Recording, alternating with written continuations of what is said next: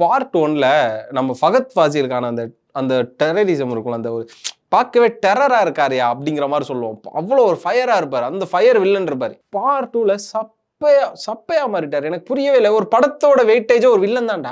அப்ப ஃபகத் ஃபாசில் வந்ததுக்கு அப்புறம் அந்த படம் சூடு பிடிக்கும். எங்கடா கொண்டா ரெட்டியை போட்டு தள்ளிட்டாப்புல. அதுக்கப்புறம் பார்த்து ஜக்கா ரெட்டி கூட வந்துட்டாரு. ஜாலி ரெட்டி படுத்து கிடக்குறாப்புல. சரி, அதுக்கப்புறம் மங்கள சீனு மச்சான் போயிட்டாரு. சிண்டிகேட் பதவி போயிடுச்சு. அப்ப புஷ்பா எதுக்கு ஆள் இல்லைன்னா அப்பதான் வந்து இறங்குறான் ஃபகத் ஃபாசில்ன்ற மாதிரி ஒரு கதை ஒன்று இருந்தது. போய் டமால் டுமால் எல்லாத்தையும் சுட்டு தள்ளி கொண்டுகிட்டு ஒரு கட்டத்தில் புஷ்பா கையிலே புல்லட் விட்டு இறக்குற அளவுக்கான ஒரு விஷயமா இருந்த டெரிஃபிக்கான போலீஸ் தான் ஒரு வில்லன் தான் ஃபகத் ஃபாசில். என்னப்பா ஃபகத் ஃபாசில் விக்ரம் புஷ்பான்னு சொல்லி நீ கலக்கிறியப்பா அப்படிங்கிற அளவுக்கு இருக்கும்போது சம்பந்தமே இல்லாம வந்து இந்த படத்துல உலக சப்பையை காமெடி பண்ணி அவர் ஒரு பக்கம் டான்ஸ் ஆட விட்டு ஒரு ஆல்கஹாலிக்கா காமிச்சு புஷ்பாவை நேருக்கு நேராக ஃபேஸ் பண்ண முடியாத பர்சனை காமிச்சு ஃபகத் ஃபாசில வந்து உலகம் ஒரு ஒரு சப்பையான வில்லனா காமிக்கிறதெல்லாம் வந்து என்னடா அப்படிங்கிற மாதிரியான ஒரு விஷயம் ஆகி போயிடுச்சு. இது வந்து எனக்கு ரொம்ப எப்படி சொல்றது, ஒரு வில்லனே இல்லாத ஒரு ஹீரோ எப்படி வந்து ஹீரோ ஆக முடியும்? சரி, ஓகே, ஃபகத் ஃபாசில் ஏன்னா லீகல் வில்லனை தான் இங்கே எதுவுமே பண்ண முடியாதுல்ல.